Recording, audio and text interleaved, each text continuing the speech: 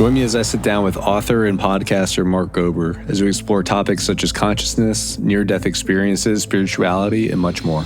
And I had been at my job at that point for 3.5 years while having these other interests. And I got to this point where I felt like I couldn't do it anymore, where my energy was being pulled in two different directions. And I felt an anxiety in my body when I would go into this realm that was not as aligned, like having to go into business meetings. Things that would seem pretty benign, I just couldn't do it. So I made this decision, like any rational person, to leave my job after spending 10 years there and making it to partner without having any backup or like new thing that I was going to do. I wasn't going to another firm. I just wanted to give myself space. Mark graduated magna cum laude from Princeton and spent several years on Wall Street and Silicon Valley before leaving his job to pursue authorship and scientific research. If this stuff is real, then materialism, which is the foundational metaphysics for how reality works, has to be reconsidered. That means so many PhDs and medical doctors have to rethink their work, and there's a lot of pressure against it. I mean, depending on who you ask, there's another a neuroscientist named Mario Beauregard in Canada, and he said on a podcast a few years ago that he was told by the head of a prominent neurological institute in Canada that as long as this person was living, she was never going to allow any research into psychic phenomena or spiritual phenomena. And his conclusion was that there's a social engineering at some level, like there were certain people who just want to steer us away from spirituality. Mark is an award-winning author, and his work has been endorsed by researchers with affiliations at Harvard, Princeton, and UVA, among others. Thank you for tuning in to today's episode. Before we get started, if you could hit the like, subscribe, or follow button on whichever platform you're consuming today's show.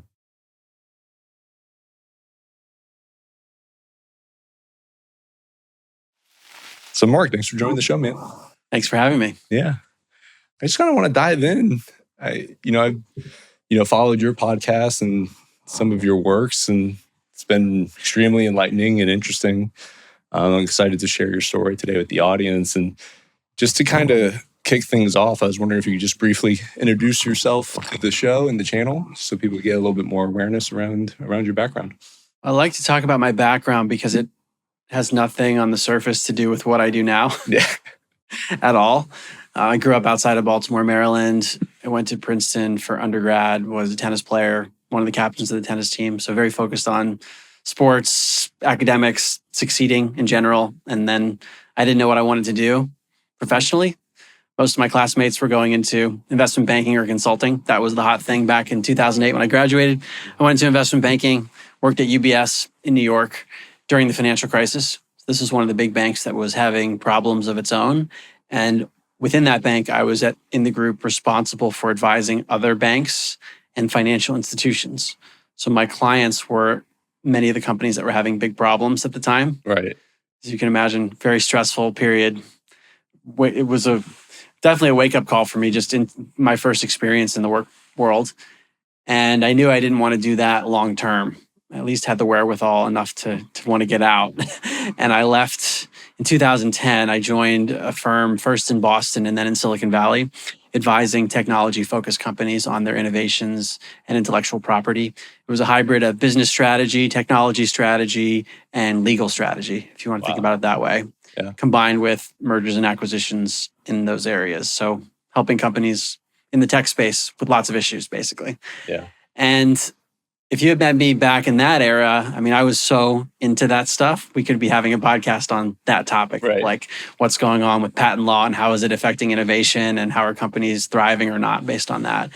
And I hit a wall at a certain point. I mean, I felt it a little bit in the investment banking world in New York, where I just didn't have a sense of meaning or purpose behind what I was doing. I was working to achieve the next thing in front of me, not knowing why I really wanted to do that beyond just having this belief that, okay, once I get that, then I'll be good. And once I get that other thing, I'll be good. And after that happens enough and I reach a baseline, which is it's known as the hedonic treadmill. Yeah. In psychology, you're like kind of sprinting, but you're not really going anywhere. That's what it felt like more and more. But I didn't have a solution to that problem because my belief at the time, metaphysically and scientifically, was that life is random and meaningless. So random in that things are happening, but there's nothing organizing it. And meaningless in that there's nothing built into the fabric of reality itself that actually means something. beyond what we make up in our own mind. So we can create stories in our mind as to why life matters or why events in life matter, but it doesn't fundamentally matter. That's where I was. So some would call that an agnostic or nihilistic or atheist worldview. Right. And that's where I was. I think it was based on largely like the science of things, right? You talked about materialism and just kind of looking at the formation of the world from a very matter-of-fact lens. That's very interesting stuff. And I certainly want to dive into that more, but I also want to dive into the hedonic treadmill talk because I wrote about that. I've talked about it a lot in my own personal journey. It's like in corporate America, it's kind of getting a job and solely basing it on money, right? And then just kind of not having a higher sense of purpose, which was a big shift for me personally, because it's like I came from a military background in which there was a strong sense of team cohesion and purpose that was bigger than oneself. And I think just after a while, you just kind of get burned out at just chasing the next momentary blip or the next hit of whatever that rush is, whether that's power or fame or in some cases money. But that's interesting stuff, man. So like for you, it seemed like, at first you were chasing money as well. Would you say that's kind of what it boiled down to? Or how did you, like, what would you say your dopamine hit of choice was? For me, I think it was less money, more of achieving things that I thought were important to achieve. Yeah. And if those things came along with a good paycheck, that would be great. Yeah. But maybe I wasn't quite as driven by that. And I did think that going into investment banking would serve as a good financial platform for whatever I did later, because I thought it would add credibility to my background. And also just I would learn a lot about how the world works. Yeah. I don't really know what I was driven by other than just wanting to win. I had this pattern of, there's a really challenging thing in front of you. You have to go achieve it. And that started way back with grades. Like, here's a hard class. Now I need to get the best grade I can. Yeah. Or here's a tennis tournament. You have to win.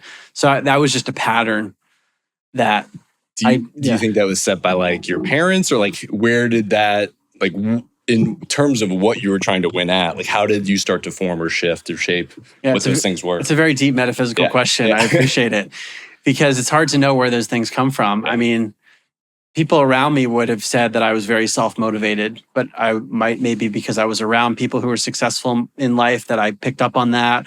Or if we want to get into more energetic things, who knows how ancestral lineages play out or how those affect our preferences and behaviors. Or if we want to get into other domains, which we'll get into later, like more forces that we can't see that can influence us, and maybe science doesn't fully understand them. Yeah. So it's a really deep question as to what drives us, what even drives our thoughts, where do they come from, where does the creative insight come from? Because it feels very much like it's our own, but if you really get into your own thought process, it's hard to identify the source. It just kind of emerges. Right. And those sorts of things like thoughts and creative insights, they're driving our behavior.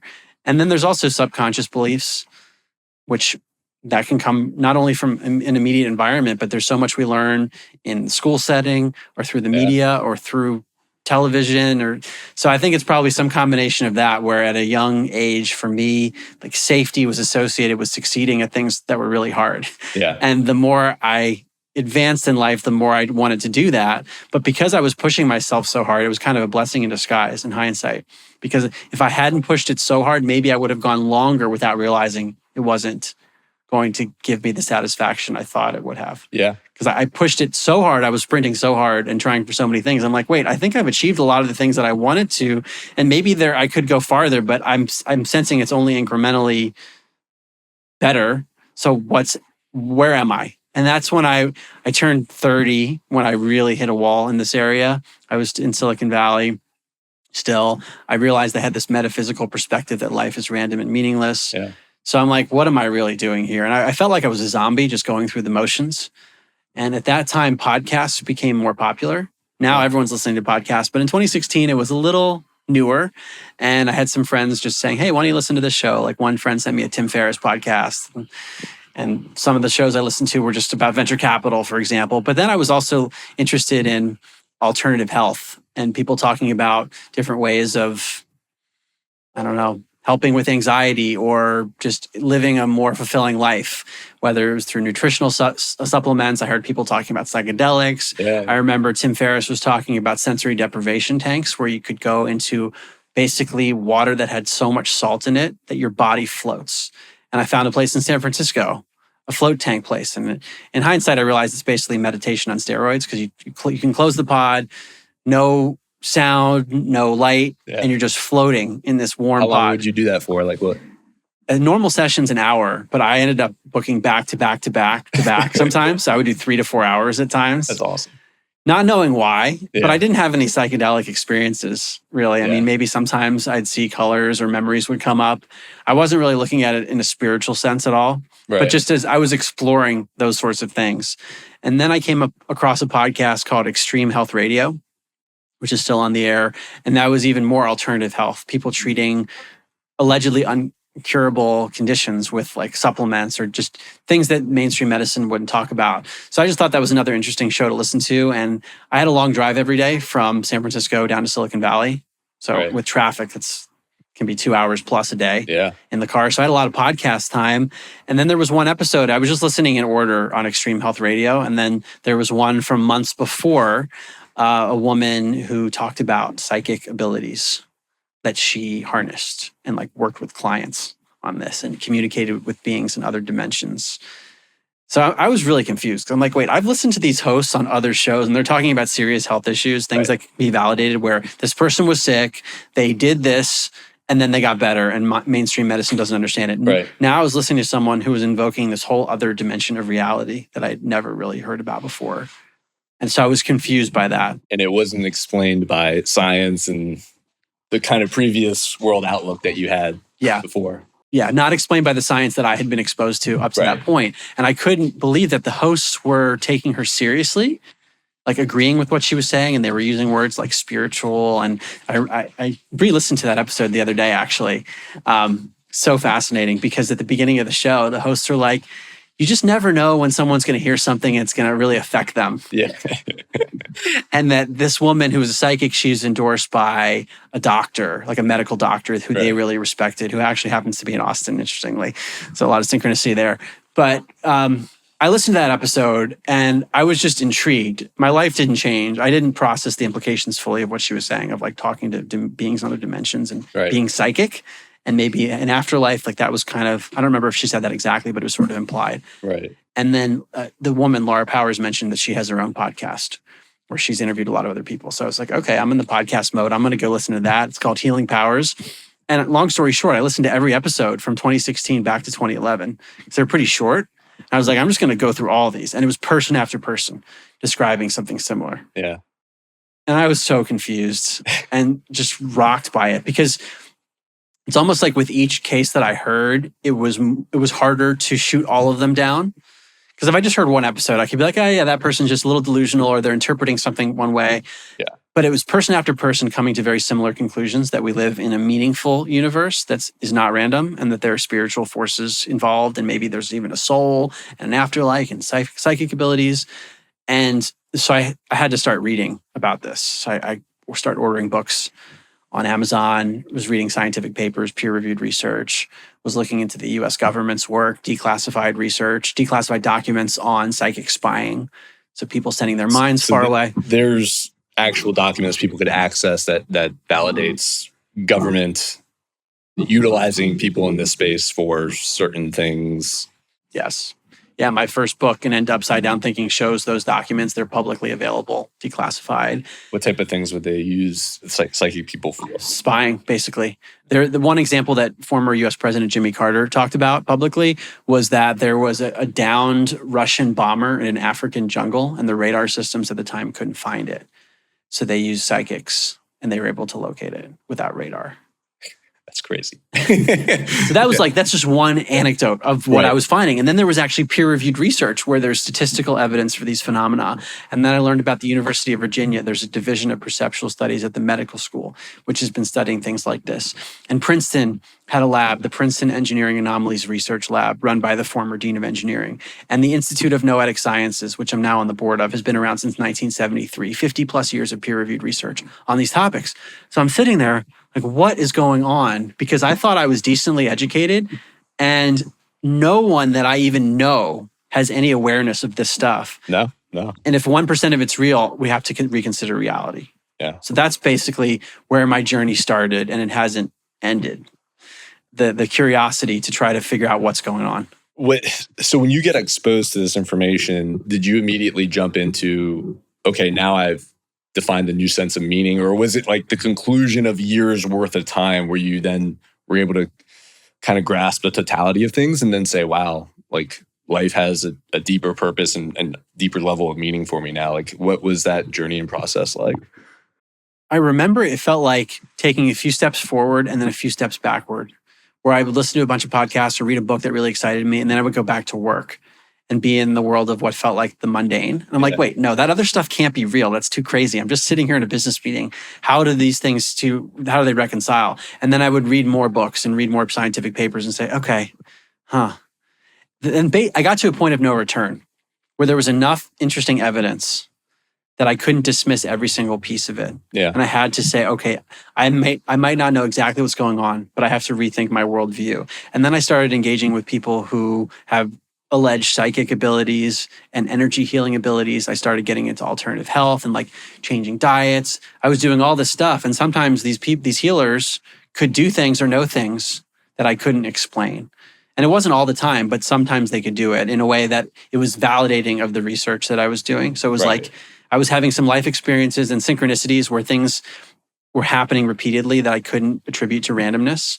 Because when I would run the numbers, it was just too improbable. And it was like happening over and over again. The term is synchronicity. So I was having these synchronicities to the point that I was keeping track of them in my phone. There were so many of them, and I was just like freaked out. And then working with these psychic people, and they knew things, and there was research. And then I would go to work, and it didn't seem like it made sense. And I arrived at a worldview within a pretty short amount of time. Like, I was doing hypnotherapy with, it's called past life regression hypnotherapy and between lives regression hypnotherapy, where you use hypnotherapists to bring your memory back to an alleged previous life, and then a time between lives where you died in the previous life, and then you go to a pre-birth planning session of what you plan for your life in this life. So I was trying everything, and I wasn't sure exactly what was real, but I knew something was. And that shifted my whole orientation for thinking about life. Because I'm like, okay, now if there is any meaning, I have to figure out how to then prioritize things in life in a new way. Yeah. And it's been a recalibration process for 9 years. I don't have firm answers, but it's definitely directionally going somewhere else. Directionally. Yeah. And it's actually in a lot of ways not that different from where I was 9 years ago when I first learned about this stuff. Maybe there's some slight adjustments, but it's directionally pretty similar. Yeah. And so I guess for you, you moved down to San Francisco, you would say you were still not necessarily able to define what was driving your wants or needs for achievement, right? And you were still kind of in the matrix, so to speak, just kind of working for money or, whatever the flavor of the month was at that time. And then you got exposed to this medical research. You kind of went down the rabbit hole and you started expanding kind of that worldview and that outlook. And then you decided at what year, like how long did that journey take? And at what year did you decide to make the jump to commit to this full time and doing the studies and the research and the work you're doing now? The timeline is, 2016, summer of 2016, I started getting really interested, diving in for about a year. And then a year later, summer of 2017, 4th of July weekend, synchronistically, I said, it was a long weekend that year. It's like 4-day weekend. I said, I'm going to just stay in my apartment. I'm not going to go hang out with my friends. I'm going to write a book about this topic and do as much as I can and write the whole book in the 4-day weekend. I didn't finish the whole book, but I got a lot of it done. And that gave me the platform to then finish it over the next few weekends, basically, in between work. Then that book was published. I got lucky. I found a publisher. Very synchronistic things happened. But fall of 2018, that book, An End to Upside Down Thinking, was published. Then in the fall of 2019, Where Is My Mind podcast was released, which is where I interviewed about 50 people, scientists, experiencers in this realm, near-death experiences, psychic abilities, and produced it with Blue Duck Media. So we took clips from the people that I interviewed and spliced it into a narrative. And it was similar to what I wrote about, but it was designed to be a bingeable format where people could go to the gym or like on a long commute, just quickly understand what might be more complex in another area. So that was that brought me to the end of 2019. And I had been at my job at that point for 3.5 years while having these other interests. And I got to this point where I felt like I couldn't do it anymore. Yeah. Where my energy was being pulled in two different directions.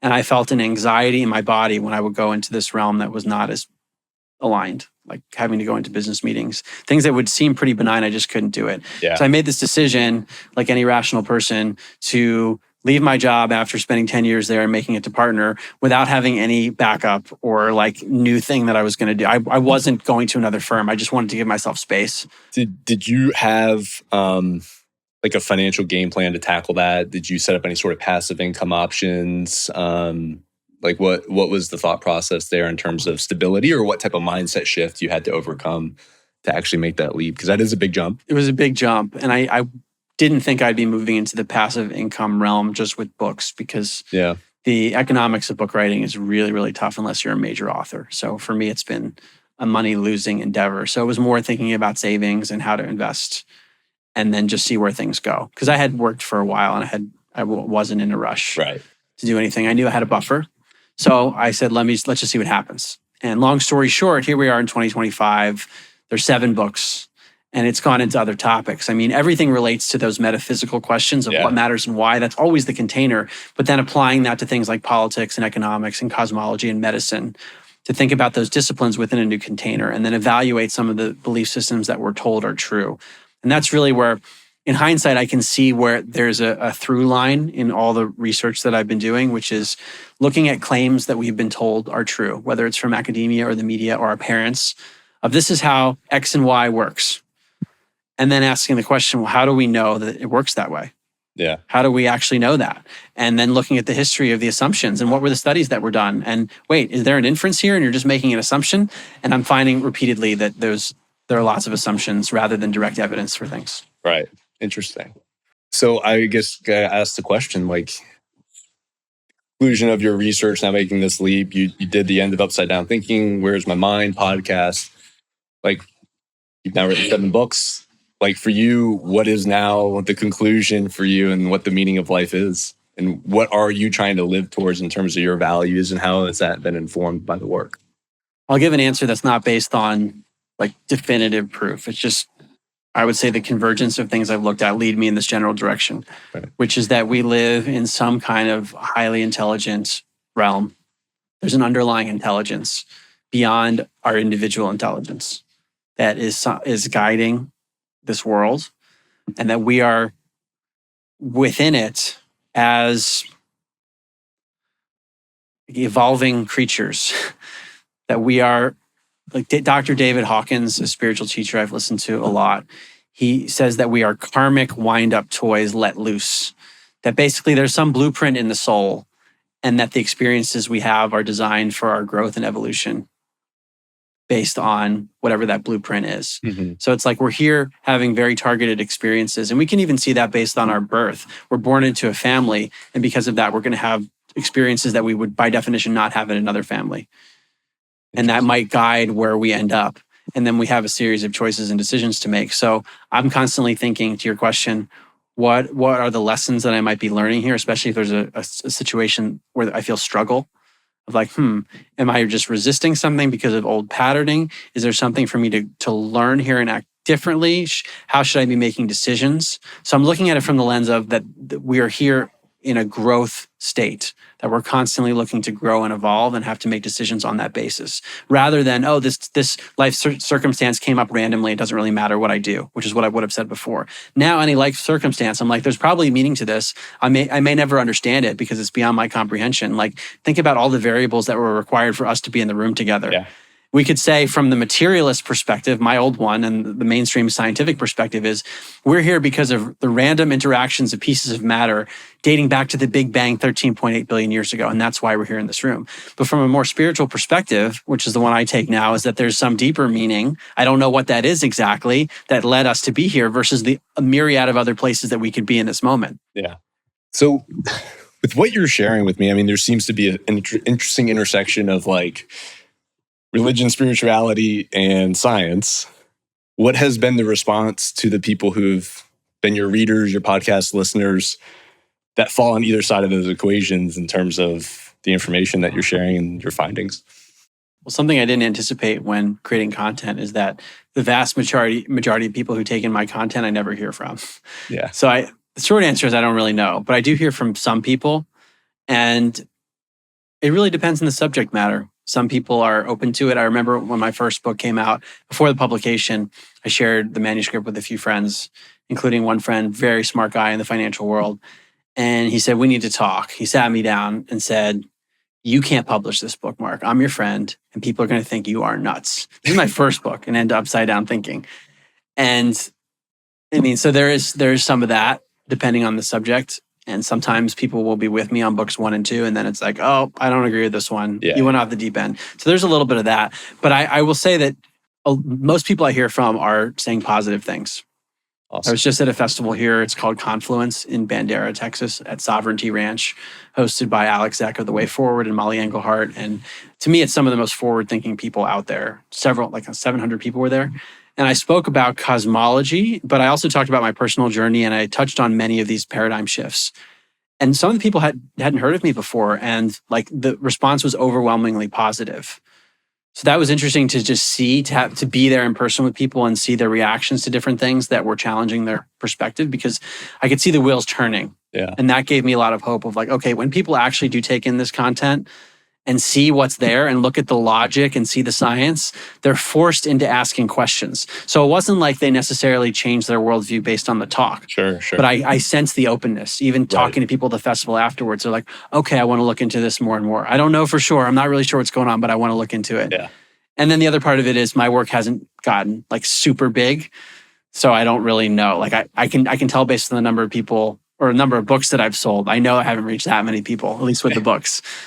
Well, I definitely want to encourage people to take a look at your work. And admittedly, I haven't read all your books, but I have read the end of Upside Down Thinking, and I've certainly enjoyed your podcast. And I'm going to put a link to, I guess, where they could find some of your books and also the podcast. And I certainly recommend for anyone who's been somewhat interested by our conversation thus far to take a look at it. I think Mark's done a great job. I found his content super easy to consume, digest. I found it to be incredibly interesting. And for someone, like I do identify as like a Catholic, and I still, practice that religion, and like I still found a basis in kind of what you're sharing, and like, you refer to it as like an intelligent being creator. For me, that's God. And someone might look at that and say something different for them. And, I just thought there was a lot of the outcome of what you were saying in terms of the meaning of life, the beauty and joy that exists within life, and really calling for people to be kind to each other and love. I thought has every bit of basis in any religion you'd find out there, right? And but I know also, like, you mentioned psychic and energy healing, and sometimes when you go down certain paths, I think from my lens, there's good, but there's also evil that might come out of that too. And so, like, how do you guard yourself when you're going down these different paths and in the spiritual work and the things that you're doing? Yeah, it's a great question, because just because something exists doesn't mean it's good. Right. And especially in the first book, for example, like I try and end upside down thinking. I'm not trying to be prescriptive, meaning you should do this. Right. I'm saying, is it real? Because if it's real, it has major scientific and philosophical implications. What you're asking is a great question. And I'd say like my more recent books are getting into this, of the dangers of going into these other realms. Because to me, it's all very real. And there are forces of dark and light that we don't always see with our eyes, but maybe in an altered state, we could end up there. So with regard to remote viewing, this is the ability, allegedly, to perceive something that's far away in space and time with the mind. Meaning you're here, Dan, and you send your mind somewhere far away, and you can tell me what's there in, like, I don't know, some random room in Egypt. You could do that. And how many documented cases through the research and things you've done that, share, like, a rough number of how many people you've come across that have that type of capability? Many. I mean, being on the board of the Institute of Noetic Sciences and being with these scientists, they've worked with people for decades, and some of them have been involved in the U.S. government's program. So my podcast, Where's My Mind, I interviewed Russell Targ, who was one of the leaders of the program, and they were actually testing people, and there's There's documentation So of these are doctors and scientists that are like following and working with people. Russell Targ is a laser physicist. Dean Radin's a PhD. I mean, we could go down the list. These are scientists who are studying the phenomenon and seeing, okay, there's reality to this. And the US government invested over $20 million. In addition to all the declassified documentation, there's a lot of evidence that that stuff's real. It was also studied at Princeton. They were doing trials of remote viewing. And the Monroe Institute's another one to look at. If this is, so documented, I got to say, I don't say I've had been exposed to much of this stuff aside from like in your podcast. And like, I think you had the same reaction, right? It was like, whoa, like this is crazy stuff. How come I haven't heard of this, right? If this is being studied, if this is being, I guess, supported by the US government, if, universities, academics are behind this, why does it still feel like it's not mainstream or known? Yeah, it's a good question because I would say most academics are not behind it. If you talk about these things, it's difficult to get tenure. I know someone who was told at a major US university to take precognition research off her resume. Precognition is knowing something before it happens or sensing it. Mm-hmm. She was told, take this off your resume if you want to get tenure. There's major bias in academia against this, with the exception of a lab at Princeton, which existed for about 30 years. And then Dr. John shut it down. He told the New York Times something like, if they don't believe us after all the results we've shown, they'll never believe us. And the University of Virginia has had a lab since the late 1960s because Dr. Ian Stevenson was a prominent psychiatrist. And because of his credibility, there's been this division of perceptual studies that's persisted.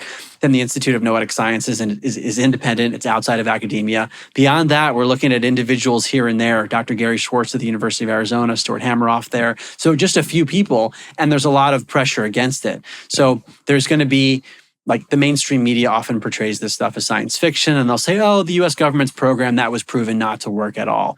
Even though the 2016 president of the American Statistical Association was asked by Congress to evaluate the statistical evidence for these phenomena. And she said, using the standards applied to any other area of science, it is concluded that psychic functioning has been well established.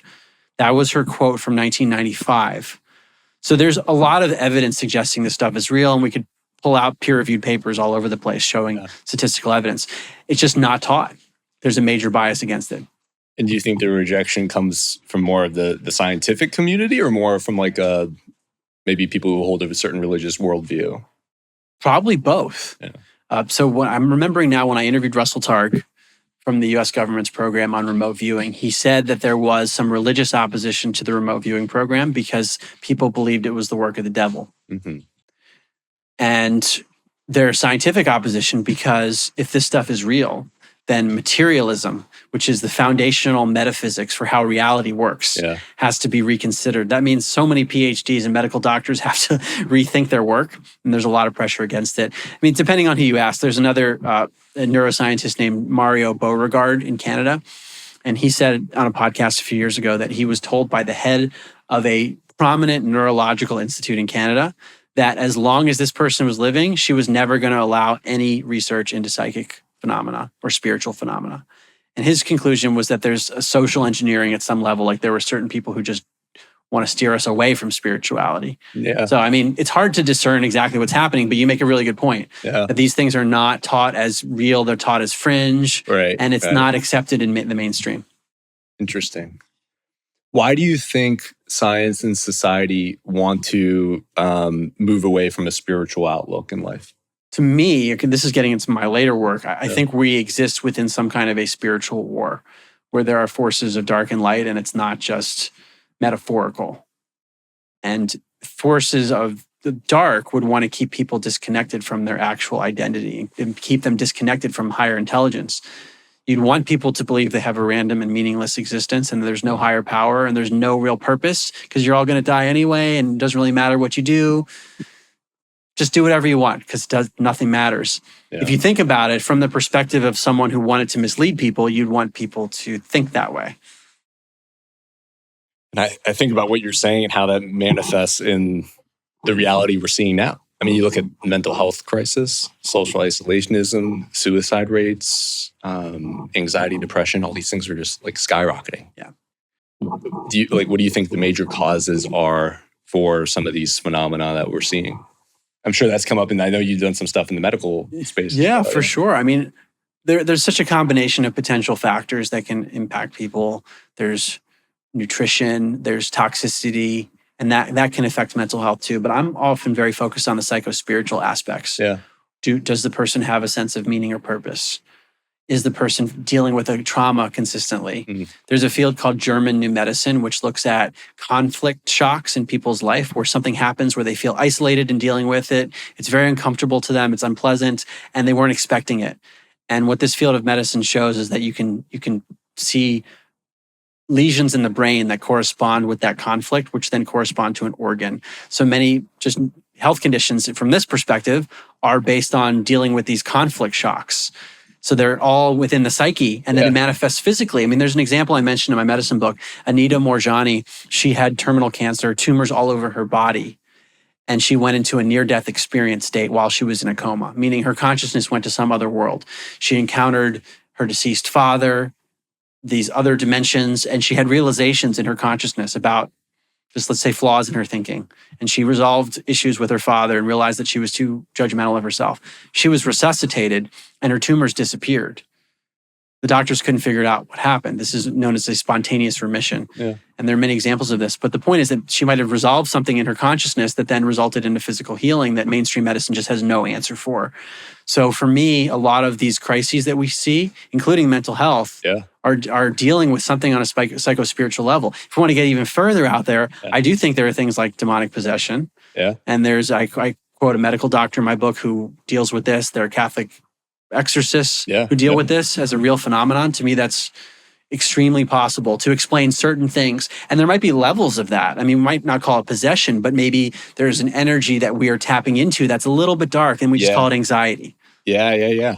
I think that's super interesting. There's a lot of directions I want to go here. And really what you're talking about, this conflict resolution, I mean, it kind of reminds me of, like, I don't know if you read The Body Keeps the Score, right? I mean, that's talking about trauma stored in the body, how that manifests physically. Yeah. I mean, what type of, have you gone into somatic experiences? Like, I just got off my last guest. We talked a lot about sound healing. We talked about breath work. We talked about yoga as all ways to kind of reconnect the brain and the body and to kind of, I guess, work through kind of what you're talking about. I think you called it like a conflict resolution or conflict period. Like, can you talk a little bit more about that and maybe some ways you've come across in your own personal life to help with those conflict resolutions? Yeah. I mean, there are lots of modalities out there, and for each person, they might resonate with a different modality at a different point. So for me, 7 years ago, there might have been something that for me is now good for me now. So I give that preface because there's a big spectrum. And it started for me with the float tanks, we could say. Yeah. Getting in those float tanks. That's an amazing way to be in a meditative state. And you can do breathing exercises while you're in there too. Right. So I do think those kinds of practices like yoga, movement has been a good one for me, like Qigong, which is another way of moving the body around. I was recently at a retreat in Montana with Joel Schaefer, who's a Toltec shaman. This is a Mesoamerican tradition. And there are movements that you do. They're called magical passes that are sort of like Qigong movements with the body, but they feel a little bit more like martial arts. Right. And they bring you into flow in a new way, into the dream state or to the spiritual realm in a new way. And we also were doing recapitulation, which is the act of going back into a memory and breathing it back in the energy that you left there, and then breathing out whatever you took in that's no longer yours. And as you do that, new memories start to pop up that you'd forgotten about. And you're like, oh, this is a new one to recapitulate. So those are all, I've gotten a lot out of those. The ancestral point is a really interesting one too. Yeah. What's the science behind that? So, like, I mean, coming into my last conversation, ancestral trauma is like, I've heard it a few times and I've kind of just been like, whatever. But then he talked about, like, there's actual research and science behind it. I figured if there is science and research behind it, you probably know about it. Yeah. Do I understand it? I don't fully understand it because we have to get into the metaphysical. I mean, people can talk about epigenetics, which is trying to create some kind of physical link to it. Yeah. And I think there's a lot of questions still about how genetics works or how heredity works. Putting that aside, to me, there's like some kind of energetic connection that we have with. We can feel it with our parents and relatives, but if we bring that back even further, there might be energetic connections that we're not even consciously aware of. And I remember looking into this back in like 2017. There's something called family constellation, the work of Bert Hellinger from Germany, where, and I've seen this happen because I did one myself. One of the craziest things I've experienced. You've done where this, or I you did one observed like as a therapy. I was like, I want to do family constellation, do one where I'm the subject, right? Basically. And you have people in a circle, and these people don't even know you or know what's going on. And the way that my practitioner did it, his name's Carl Buchheit. Because he knew my life, he would just take certain things and like write it on a card. So he'd write my name on a card and fold it up and then just give it to someone. They wouldn't look at it. They would just go in their pocket. And then maybe he would, depending on the circumstance, like the pain that Mark is experiencing here, put that in another card. And then Mark's friend, whoever, put it, Mark's parent, whatever. And the people start to then act out in the circle. And one of them will be like, oh, I'm feeling a lot of pain here. Another one would start to get angry. Another one would be laughing. And they would take on these characteristics, not even knowing what's in the card. And you end up playing out some kind of family system. It doesn't make any sense. I know it sounds like absolutely insane, but I saw it happen. And it's I would imagine people just start yelling at each other. They do. And then the practitioner will then like kind of guide it as it's happening, but they don't know what they're supposed to be taking on. And this, like Richard Massey, who's in Austin, he does this work, he integrates it as well. And the point is that we are often playing out patterns from our ancestors in allegiance to them as a way of showing love, paradoxically. So it's like, I am going to go through this pain out of allegiance to you because I love you. So a lot of our pain is in allegiance to our ancestors, not just parents, but grandparents, great-grandparents, who knows what. Right. And the energetic imprints of this might be profound on a level that we don't even understand. Like it could be that like certain dates that we associate with something that happened to an ancestor, that there could be things happening. Like Richard Massey talks about that as one example. Yeah. It opens up a whole can of worms, because then it's like, okay, what are these energetic imprints that could be affecting the way that we decide to do things in life, the things that we like or care about or don't like? Could it have to do with some kind of energetic imprint from our ancestors that we're carrying? That's really interesting. And you think about, like, it kind of reminds me of just alcoholism and drug addiction in general as having a basis in hereditary factors, right? But it's also like this behavior of that can, inherited or passed down. And then, I don't know, just in this conversation in general too, it's also brought me to Alcoholics Anonymous, which I know Dr. Hawkins talks about quite a bit because of the spiritual component that is, though it's not, I guess, necessarily totally explicit, it does have like spiritual undertonings, right? It's really using spirituality to kind of, I guess, connect people with something else as opposed to the booze or, whatever addiction. Yeah, it's using the higher power as a sense of purpose and meaning to then transcend the issues. That's something that David Hawkins definitely endorsed a lot of. Right. And it makes sense in my own experience. Like without that direction and purpose, why go through the struggle? It's much easier just to have the next drink. But if you think there's some meaning behind your life, and maybe there might be meaning in not being an alcoholic, that I could see how that could bring someone out of it. Yeah. Very interesting. For someone who might still have an atheist worldview, have, subscribe to the materialist outlook from a scientific standpoint, like, what would you say to them in this moment? I would say most of them probably have not looked very deeply into this kind of scientific research. And if they've looked into it, they might have looked at one skeptic's review of one paper and not looked any deeper. I mean, I've only scratched the surface here. There are examples of, they're called veridical out-of-body experiences in a near-death experience state. So let's say someone's in cardiac arrest. There are millions of these cases where people have a near-death state, even going back into ancient history. But there are a lot more now because of resuscitation technology. People come back and they talk about what happened. But they go into these other worlds. And the materialist atheists would say, well, that was just because of stuff happening in their brain at the time, and it was a hallucination caused by a dying brain, just a hallucination. And other people will say, no, actually, that's their consciousness being liberated from the brain and entering other worlds that our body's normally blocking out. These veridical cases are where a person's consciousness is hovering over their body, sometimes even in another room, while their body's in the state of physiological trauma. So their brain is barely functioning or completely off, and their consciousness is seeing, hearing, perceiving things from this vantage point, come back in the body after being resuscitated. And they tell the doctor and family members, I overheard you say this. I saw you do this procedure on me from a vantage point outside my body from this angle. And the doctor will be like, that's impossible because we can timestamp that event. We can know when that event occurred.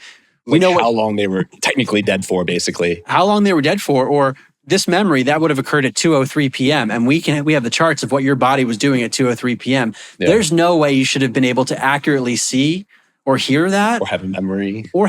Let alone from a vantage point outside the body. So we end up with a non-hallucinatory memory if it's a verified memory of something accurate. So it's not a hallucination in those cases. There's a book called The Self Does Not Die that goes through over 100 of these cases that are documented. And they're often very difficult to document because a person's like, they're just trying to save the person's life. They're not necessarily thinking about from a scientific lens. One of the coolest parts of your podcast and your book are documenting and telling these near-death experiences. And I think what's particularly interesting is how similar a lot of these documents are. They're not very different experiences for these hundreds of documented cases you're talking about. And so can you, for the audience, kind of talk through the standard things people experience on this near-death experience, aside from observing kind of what's happening in the room and actually knowing that, I guess, at a point in time when they were dead, they were still having experience? Yeah, so there are two basic categories. The one that most people talk about are the positive near-death experiences, NDE for short. Mm-hmm. And I'll talk about those because that's the most well-studied, where the number one thing people say is that it's ineffable, meaning there are no words that can be used to describe it. And that creates a real challenge because we're always trying to translate from someone who says, I can't translate this. I'm going to try to give you analogies, but there are no words. And that actually leads to a lot of confusion where some people would say, well, they just had a psychedelic trip and their brain was producing psychedelic chemicals. Right. Problem is, Dr. Bruce Grayson from the University of Virginia has written about this, that there is no psychedelic substance, if you actually look at what people experience on those substances, that fully matches the range of what is experienced in an NDE. There are some things that sort of sound similar. But when I interviewed him, he said, look, there are people who have taken DMT, dimethyltryptamine, and had a near-death experience, and they say, no, not the same thing. So they might be just different realms that people are approaching. Both profound, but definitely different. Different. Right? Yeah. So the point is that we're trying to say that maybe the near-death experience is not just a product of chemicals. So in any event, their ineffability, often people experience unconditional love. They can see in 360-degree vision. Sometimes they have a flash forward where they can see things that will happen in the future in their life. They will have a life review.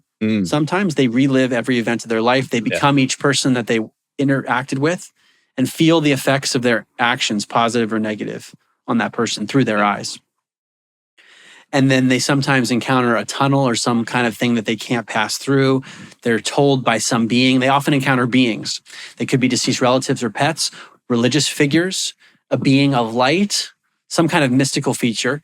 And they're told, like, you need to go back often. And then they go back in their body and they describe it. That's the positive NDEs, and there are a lot of characteristics that are similar. There are some that are negative and even described as hellish. These are not well understood. There are not as many commonalities among them.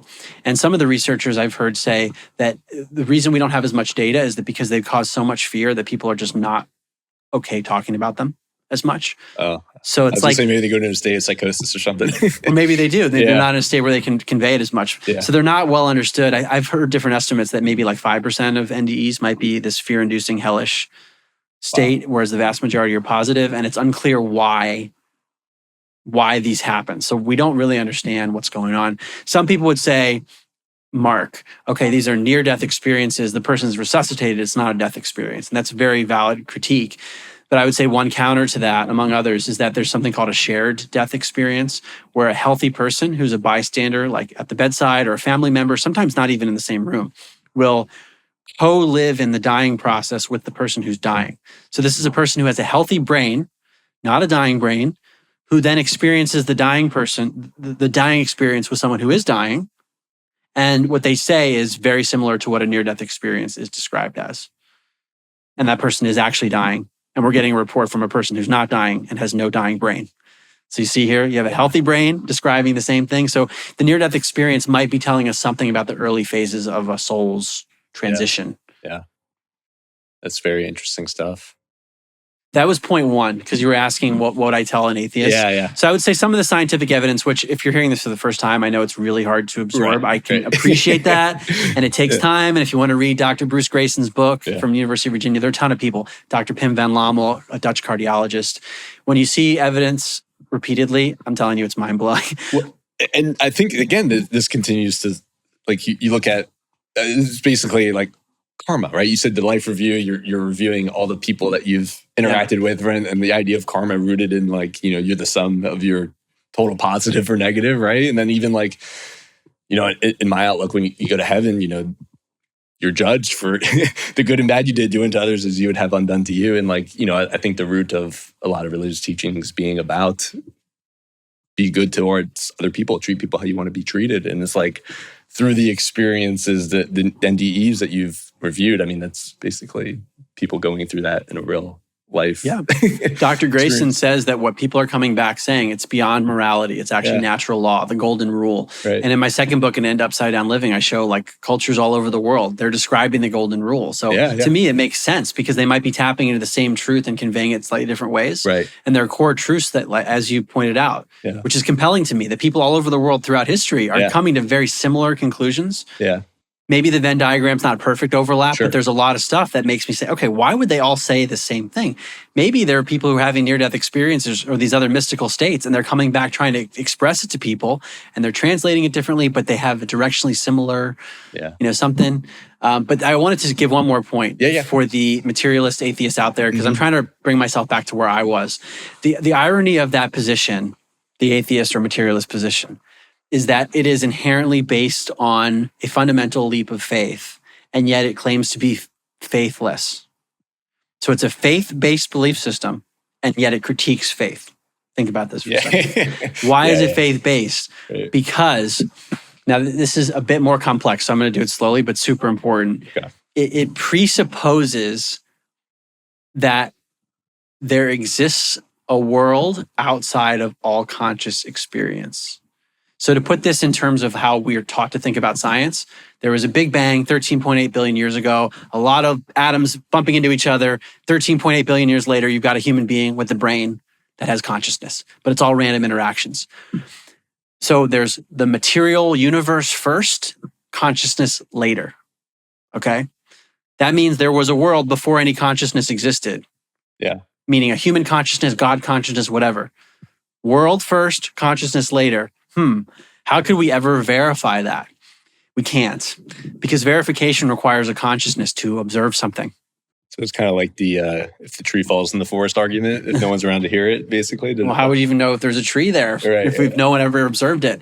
So people would say, well, we're seeing light traveling from light years away, and therefore we know it.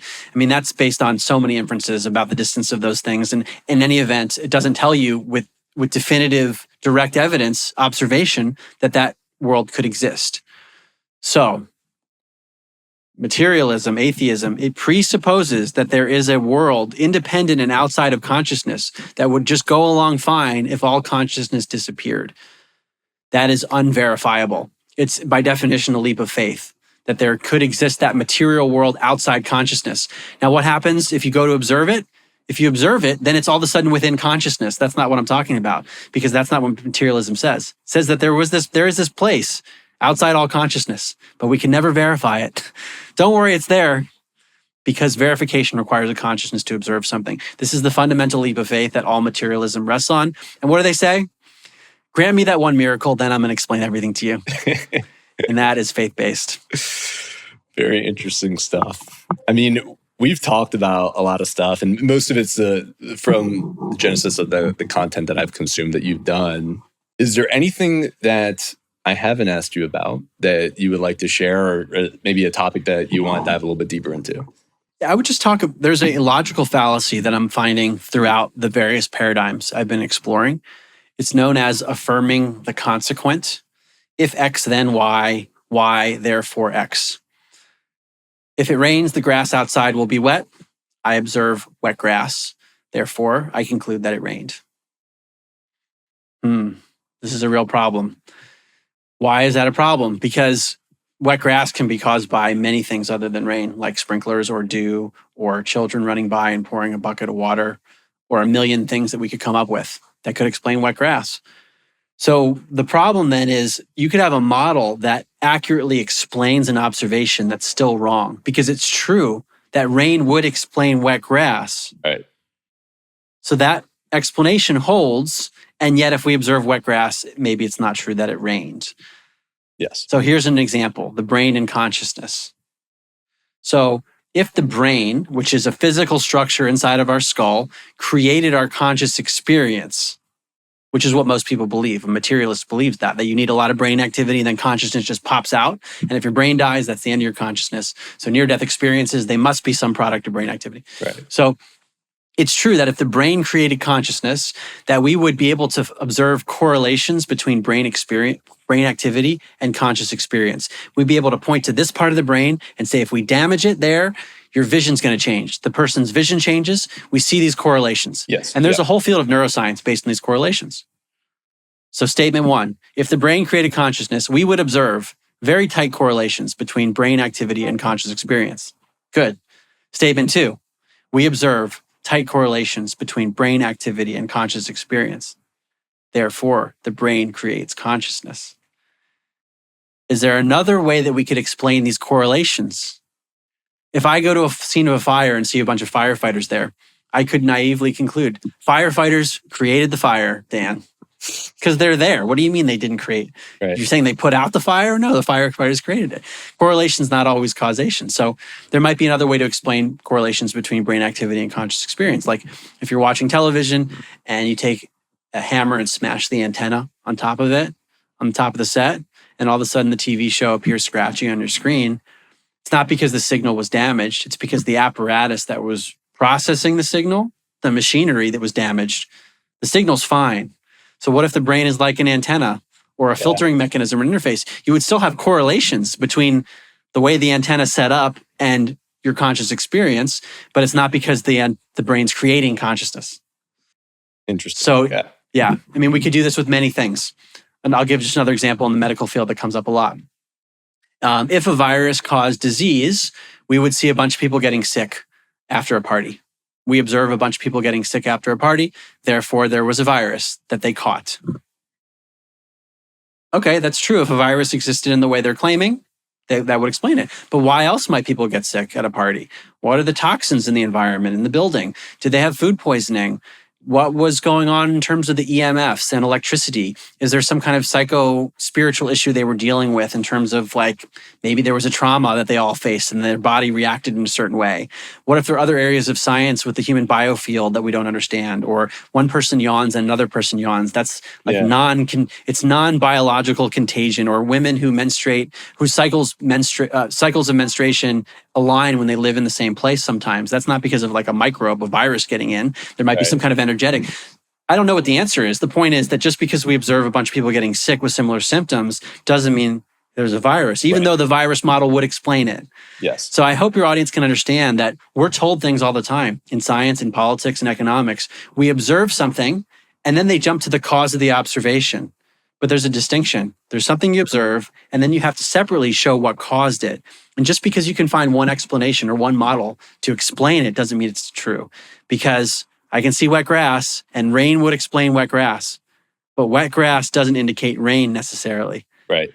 So this exercise, you could find so many things in your life where you believe something because of that logical fallacy. You jump to a causal explanation because you observe something, you find that there is a model that could explain it. You're like, okay, I'm good because that model can explain it. Yeah.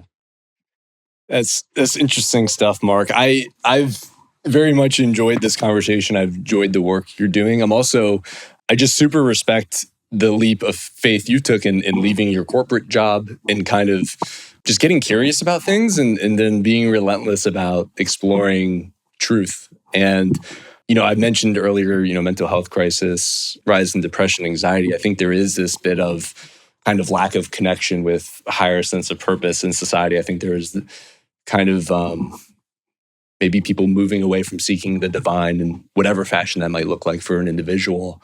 And so I feel like, the work that you're doing in examining consciousness and talking about high level sense of purpose and meaning is so needed right now.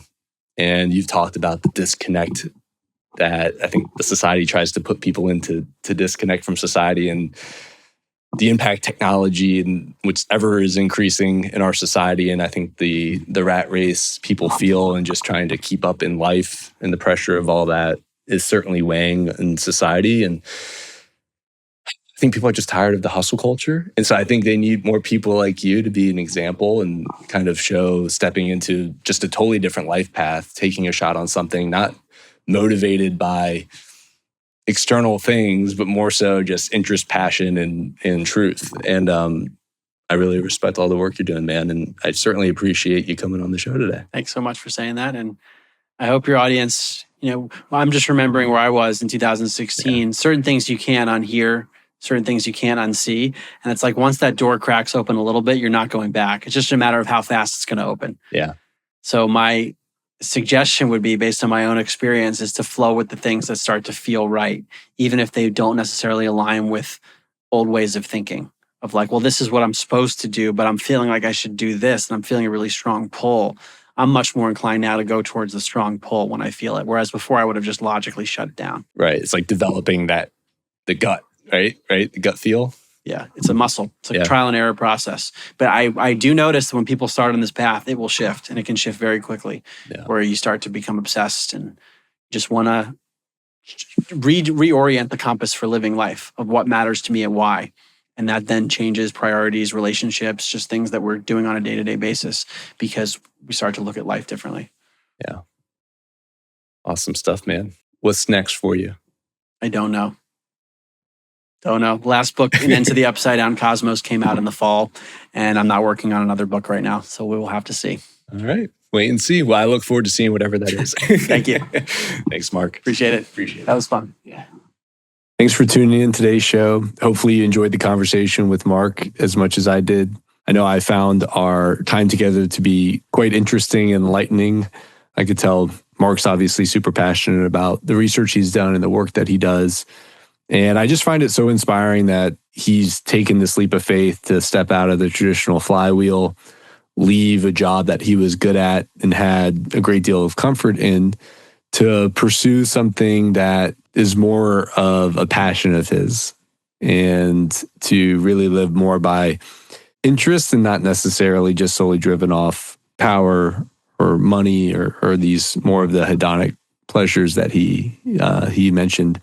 I also find his story really inspiring in that he came from really an atheist viewpoint, and then over time has shifted to more of a spiritual view of life, and coming to the conclusion that there is intelligent creation, and thinking more about how his actions impact others, and the golden rule and the commonality that exists amongst religions and that viewpoint. And I also find it extremely inspiring that he was able to make these connections, and that's helped him establish so much more meaning and purpose in life.